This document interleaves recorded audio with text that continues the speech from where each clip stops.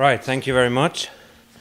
I will give you an outline of current and future regulatory proposals in the area of investment funds. Thank you for the introduction. I think it's fair to say that the area of investment funds is somewhat ahead of all the other areas in the financial services when it comes to an awareness of investor protection, and when it comes especially more importantly to actual efforts to do something about investor protection. Compared to banking products, I think you will all agree with me that investment fund products are remarkably transparent. Banking products, you just get, you deposit your money and you hope that when you want it, all or in part, that it's still there when you come to pick it up. But you don't actually know what the bank is doing with your money in between, and you guess that your bank may not have enough money to pay out all investors if they all came at once. Basically, a bank in that sense is a safe and stable investment as long as everything goes well, but you have, as a consumer, as an investor, little control over what happens inside of the bank, and you will basically invest on the principle of hope that in times of need, in times of when you need your liquidity, that it's still there. Funds, on the other hand, are remarkably transparent. Every fund will have to tell you what they do with the money. You invest your money, you get shares in the fund, and the fund will have to publish and make available all its holdings. We are currently, for instance, engaged in a reform of money market funds, which is the most liquid form of funds because they invest in short-term instruments, either issued by governments or by corporations. And these kind of funds have to post on their website on a daily basis all of their holdings. So when you want your money back, you know exactly what the fund has to do and what the fund has to sell in order to redeem you as an investor. And you can measure how many investors could come along and all want their money at the same time. You can measure by looking at the website when the liquidity of that fund will be exhausted. And you can see that this fund has short-term overnight liquidity, this fund has weekly liquidity, and this fund has longer-term instruments. And you can basically get a picture of how much this fund has to sell and how able this fund is to sell by just looking at that portfolio. Of course, you can still have a run on the money market funds. We've seen this, and I think we are addressing this issue by further enhancing the liquidity ratio, by further looking at how these funds account. But you see that the fund investment proposal as such is fundamentally a rather more transparent one.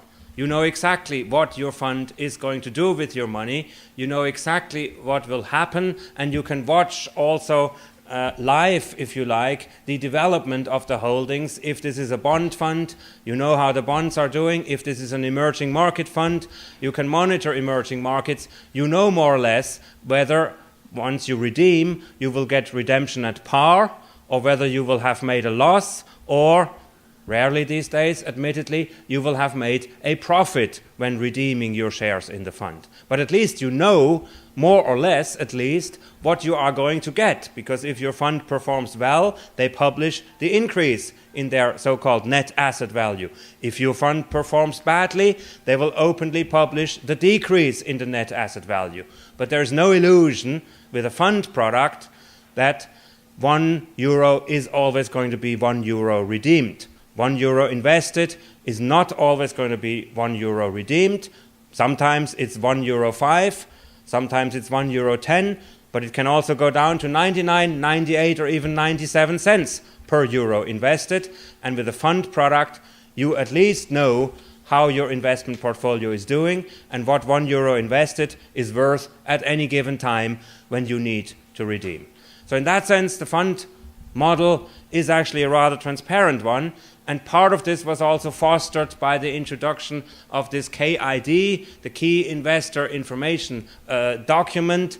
Again, this document gives you a rough outline in very layman's terms what you are investing in, whether you could lose money, whether there is a guarantee scheme associated with this investment, what is the purpose of such an investment. It gives you rough data. There are also problematic areas such as past performance indicators, which we don't like that much anymore, so possibly we will address this issue as well. Now, the fund industry has often been complaining, and that was also in your list of questions, that they are a guinea pig for regulatory experimentation, that we try a lot of interesting new schemes on the fund industry first because we are afraid to do it with other more powerful entities such as banks, insurance companies, and pension providers. Fair enough. I think it is fair to say that the fund industry, to put a positive spin on this, hasn't been a guinea pig, but certainly it has been at the cutting edge of consumer protection and transparency. Cutting edge is guinea pig for some, and in that sense, it's probably fair enough to say that the fund industry has had more transparency, more disclosure requirements attached to it in European legislation than some of the other sectors. And finally, this is why we try, or we heard their complaints that they were always at the forefront of this, and we said, okay, at least in relation to this key investor document, it is time to make a more general disclosure system, to have a broader-based disclosure system, which is not just for investment funds, but also for other investment products. And this is the key term here, for investment products, for products where you buy a wrapper. For instance, a fund is nothing else than a wrapper. You buy a host of bonds, you buy hundreds of bonds in a certain sector, in a certain geography, and this is then wrapped into a fund. It gives you the diversified exposure to all of these bonds. But actually you are buying a share in a fund. So you're buying a straightforward product whose performance depends on the performance of the underlying bonds. And this is the feature of what we call an investment product, when you buy shares or units in a fund, but they don't have a fixed return profile. Their performance depends on some underlying assets in which the bond has invested, be it equity, be it bonds, or in which the fund, in which the fund has invested. So the fund is typically a wrapper which gives you exposure to other investment instruments. Then you have insurance product. You have unit-linked insurance products which function essentially on the same basis. You buy a participation which gives you exposure to, sometimes in an insurance, in a unit-linked product, a multitude of funds in which this, where the performance of this product is linked to. You have, you see that I know the fund area best. Insurance, I become a bit more vague because there are so many products which are linked to so many other either equities, other funds, bonds. You can structure interminably all these products. You buy an insurance, and in that insurance you have an investment element, and that investment element depends on the performance of whatever other asset your insurance provider has in mind or his fantasy has come up with in order to create a return profile. But you actually don't buy any of the assets which are the determinants of your return. You only buy an insurance, and the insurance has an investment component. You get accretion of capital if some other assets that your provider has decided are good assets increase in value. That's basically the proposition of all of these insurance wrapper products. Then you have even more complex, if you like, the structured products, the certificates that are issued by banks. All of you, when you go on the website of your banks, you will see that they try to flog these products at you, whereby they say, we give you the return profile of the MSCI World Index compared to the performance of some sort of quantum fund, all of this capped at X and floored at Y, and if there is a differential in performance, you will get the differential in the performance of these two benchmarks that we are using. Wow, I mean, how many retail investors know what this quantum fund is actually doing itself and what the return profile of this quantum fund should be? And B, how many investors actually know what the MSCI World Index is? You have endless variations of these products. I have tested them all, not all of them obviously, but I have tested a lot of them. Even after 2 years in asset management, I find most of them difficult to understand. I mean, you get a bit of the gist, and they have some tables. But there's one issue with the tables, as I said before. The tables that they give you to show whether you have a chance to make some money with this or not are invariably based on past performance. And then you'll see a little indicator. Past performance is no indicator as to future performance, but you have nothing else to go on than past performance. So it's wonderful that the provider tells you that past performance is not really an indicator as to future performance, but on the other hand, he doesn't give you anything else either. So ultimately, you'll fall back on past performance because you're lacking anything else. The same issue with these synthetic risk indicators.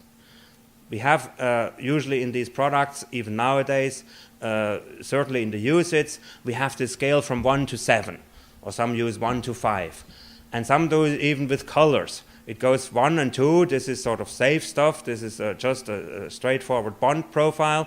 This is usually then green, and then we go to 3 and 4, that it becomes amber, slight warning lights come up. This is not so safe, this is a bit more structured, the return profile isn't so simply to understand. And then we have the really difficult ones in categories 5 and 6. These are algorithm-based returns. These are returns which basically you cannot explain to any retail investor. So what do? You put them in red. What happens? The retail investor looks at this and he says, well, look, I'm pretty conservative. I'll take the green stuff. And then he doesn't ask any further questions. So that's why you get all these bond funds, and that's why you get all these sort of products which have the green category to be flocked at your retail investors. And some who feel personally, you have to fill in this thing, do you feel adventurous? Do you think that you can sort of also live with some losses? And some people who basically cannot live with these losses, but they don't want to admit that when they are filling in these forms, or when they're talking to their advisors, so they say, yeah, of course I can live with a bit of losses, I'm a rich guy. And then they'll get the amber product, and then obviously they're extremely frustrated if these bit of losses actually materialize. So obviously we have to do something in the PRIPS about the risk indicators. Backward-looking risk indicators are not ideal, are not a good investment advisory tool. We'll have to develop some forward-looking ones. And despite, I think this is a recording gone mad. Okay, if this is what I've said, and if it sounds like this to you, then I think we have a problem. Maybe this was a... This was a good indicator that I should stop, very discreet. So thank you very much for your attention, and I'm sure we will discuss the PRIPS regulation in some further detail. Just one word, it's not the PRIPS directive, it's the PRIPS regulation, because I am under strict instructions by my employer, the European Commission. We don't do directives anymore. They're bad legislation, they're complicated to transpose, they never get transposed by the member states. It's a waste of time. We will do regulations which are directly applicable in all national legal orders without any further transposition. Thank you very much.